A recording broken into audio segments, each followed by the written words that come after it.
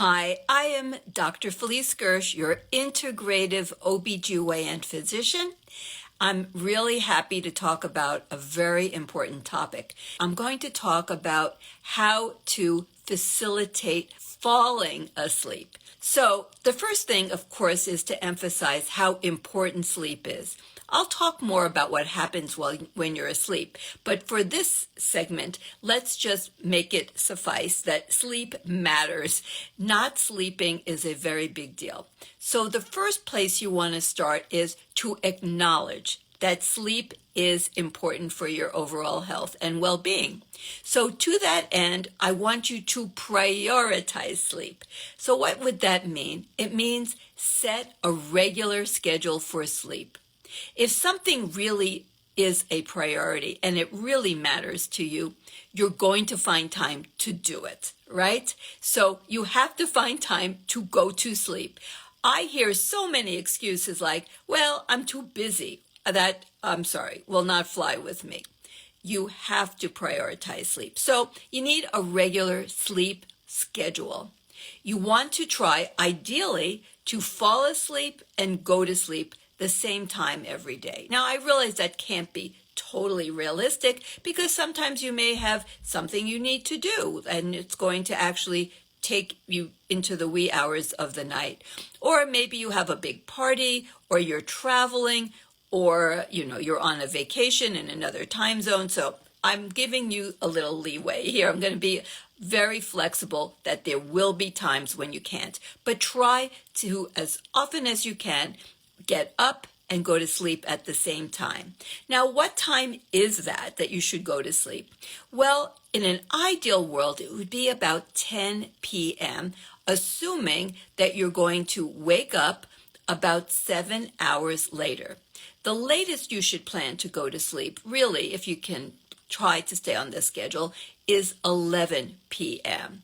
So, and then you want to try to get a minimum of 6.5 hours of sleep and a maximum of 9 hours. And what's the sweet spot? Probably around 7.5 hours of sleep. And if you can't, at least please work to get 6.5 hours and don't sleep in bed for hours beyond 9 hours. In fact, probably 8 hours, 8.5 is probably as much as you should do. But if you're very sleep deprived for whatever the reason, it is okay to try to do a little bit of catch up by sleeping late on the weekend, say, for example, or a day off. But that's not really making up for time lost sleeping. So don't think you can actually do that and just everything is just hunky-dory. It doesn't work that way. So what about the regular hours? I said try to go to bed 10 to 11 p.m. And just as a little side note, it's really important because around 2 a.m. is when you get that surge of melatonin. And it's really important to get that. Melatonin, we're going to talk about in the future, is really critical for many, many functions in the body. Now, melatonin is well known to everyone. I'm going to touch on that just a tiny bit.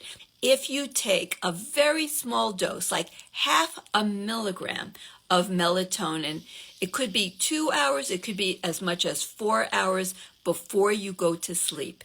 It welcomes sleep. It's not being used as a sedative. It won't put you to sleep. It's to welcome sleep and help to lower your cortisol. What else can you do to help lower your cortisol? So we have these circadian rhythms. In the morning, you should have your peak, a spike of cortisol. And then as the day goes on, it drops. And by the time you go to sleep, it should be quite low. And that's when melatonin should start to rise. So you really want to get that cortisol level down and then welcome the onslaught of melatonin that's coming into your body. These rhythms are really critically important. So taking that tiny dose, like 0.5 milligram of melatonin, 2 to 4 hours before bedtime will help naturally lower your cortisol to welcome sleep. Now, other things that you can do is watch the sunset. Now, the colors of the sunset are perfectly aligned with lowering cortisol to welcome sleep, the oranges and the reds and the yellows. And that is really, really helpful.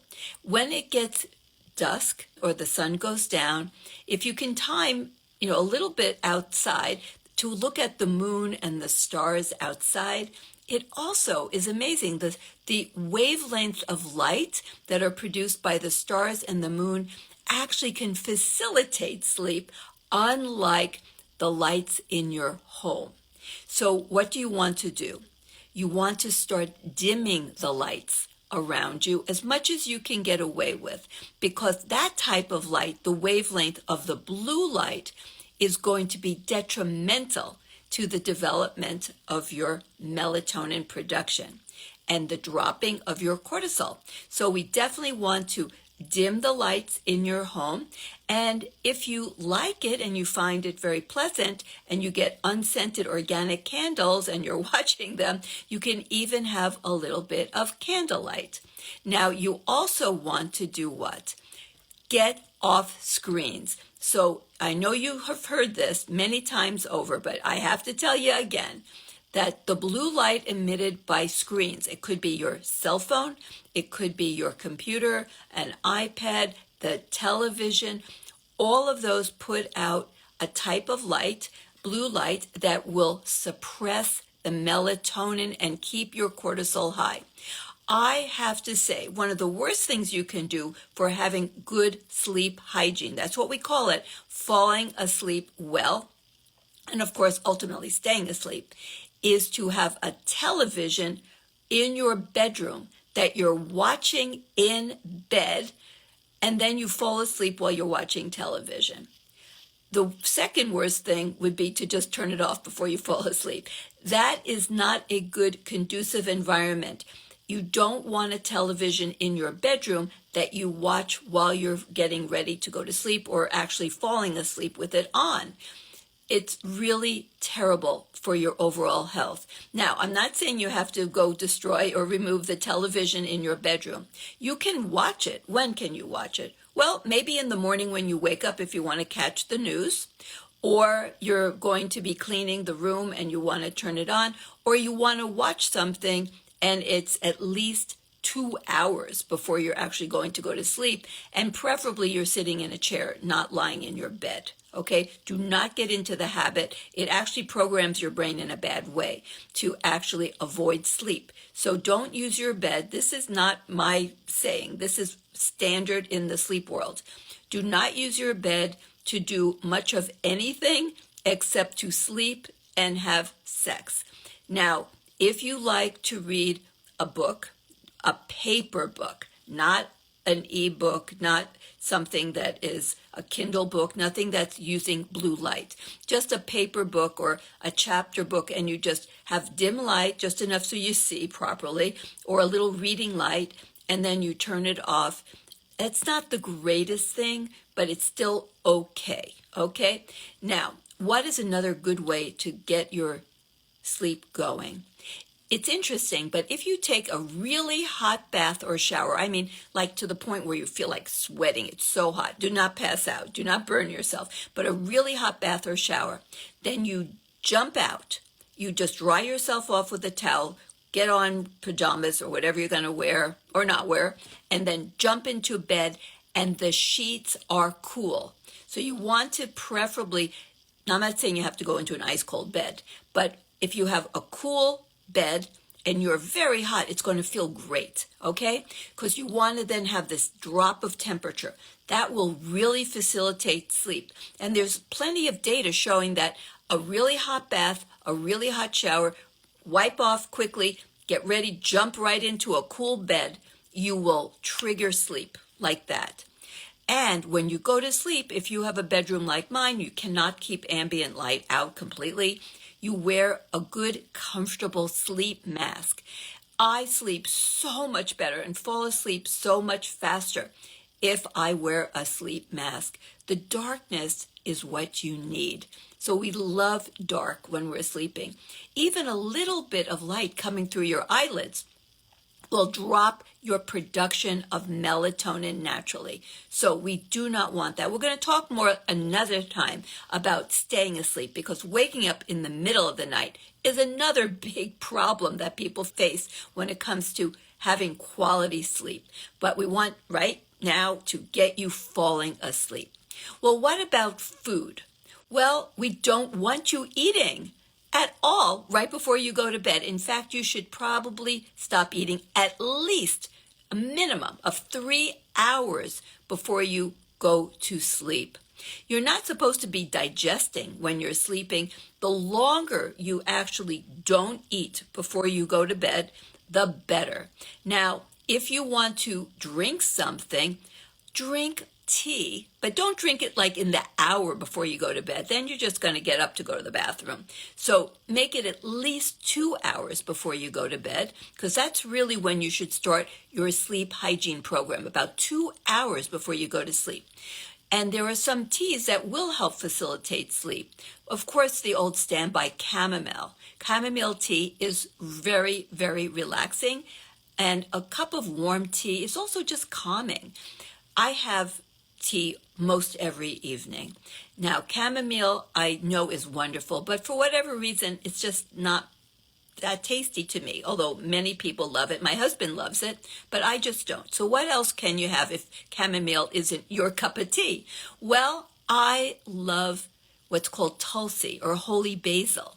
That's another very calmative tea. And what about my other favorite, kava kava? It really is great for lowering anxiety and helps facilitate sleep, okay? So these teas are wonderful, but you can experiment with other teas. Some people like the mint teas, they're totally fine, hibiscus tea, so those are good. You can even have ginger, although cinnamon and ginger I don't usually recommend as a bedtime tea, but see what works for you. Now, another little tip that is very helpful for many is using essential oils. Now, the one that has the most data is what I call like the universal essential oil, lavender. Lavender is one of the few essential oils that you can use, and the word is neat, N-E-E-T. It means you don't have to dilute it in a carrier oil or lotion. You can apply it straight to your skin. And if you take a good quality, preferably organic, because toxins concentrate in fats and oil is a type of fat. So if you get organic lavender oil and you take a few drops and you apply it and rub it in to the bottoms of your feet, the soles of your feet, it will, and you put it on your feet a couple of hours before you go to bed, it absorbs slowly and consistently and will help not only to facilitate sleep, but preview of coming attractions to help you stay asleep. Now, if you like the scent of lavender, you can also get a diffuser and have it diffused into the air. But a lot of people don't like powerful floral scents. So one of the ones that I recommend for a diffuser is lemon essential oil. Who doesn't love the clean, fresh smell of lemon? Lemon, it turns out, many don't know this, is very calming. So it's also very hygienic. It actually helps kill viruses and bacteria. So if you get a diffuser and you put some drops of lemon essential oil, once again organic, your bedroom will have a very faint and lovely scent of lemons, and everyone loves that. I don't think I've ever come across someone who hates the scent of lemons. And go Google it later. It's really calming. Now, what about other techniques that you can use? Well, breath work. So you've probably heard of the 4-7-8. This will put you to sleep even when you're stressed. You take a deep breath in through your nose to the count of 4. Then you hold it for a count of 7. And then through your mouth, you blow out to a count of 8 with a swishy sound. So just do that when you're lying in bed, in your cool bed, with your sleep mask, and just go.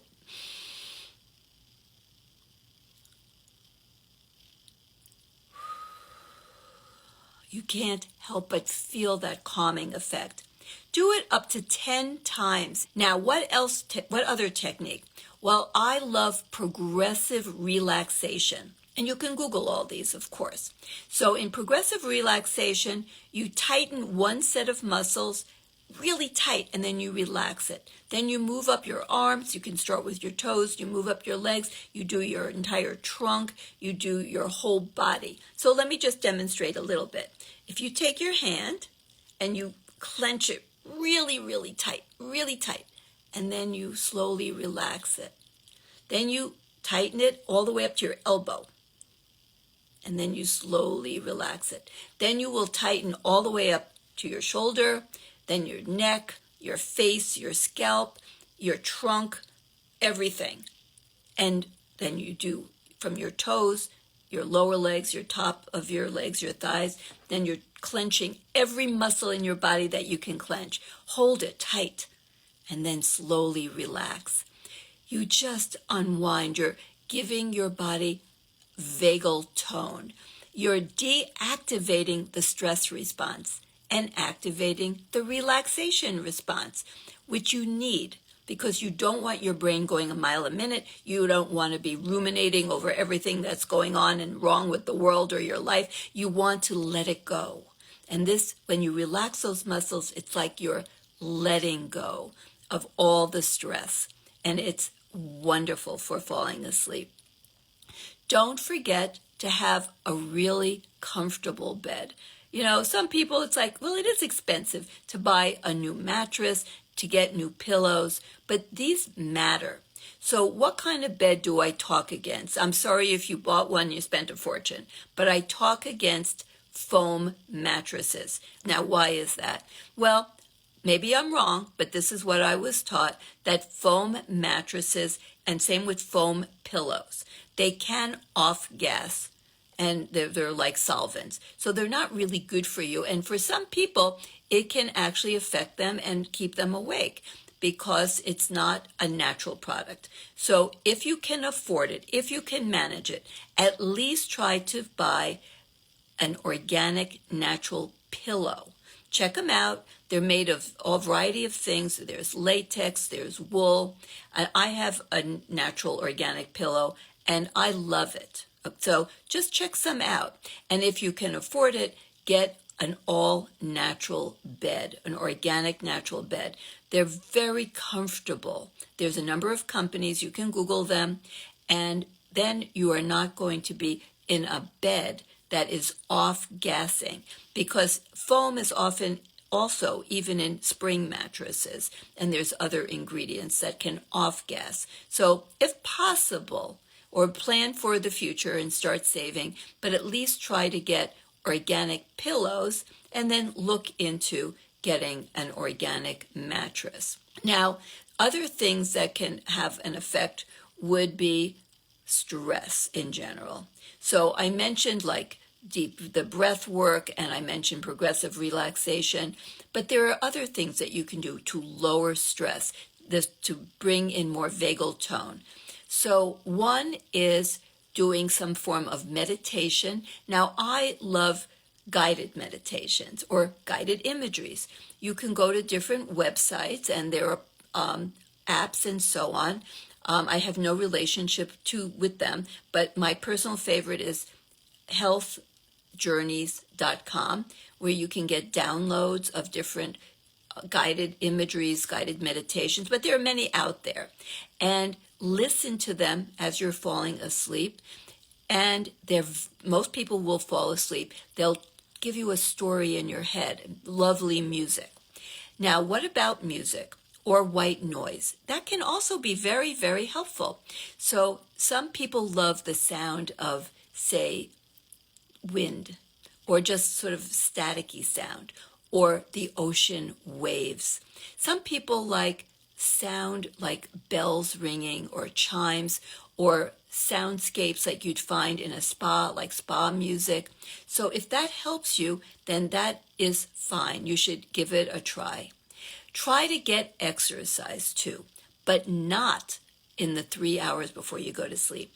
Getting outdoors and getting natural sunlight can be dramatically beneficial, and exercise has been shown to improve sleep a great deal, but not in the 3 hours before you go to sleep, if at all possible. I always say, I'll take exercise anytime you give it to me. But if you really have trouble falling asleep, probably try to do exercise before the last 3 hours because it increases cortisol, and high cortisol will suppress melatonin.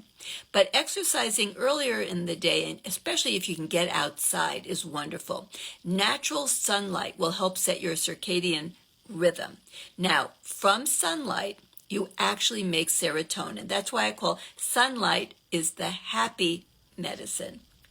If you also get sunlight in the middle of the day for like a half hour each time, that will also help to keep your master clock in the right time zone, so that when time comes to go to bed, your brain will say bedtime instead of wake time. And we don't want that. We don't want people to feel energized at 10 o'clock in the night and say, wow, I have more energy now than I did 6 hours ago. No, that means your circadian rhythm is wacky.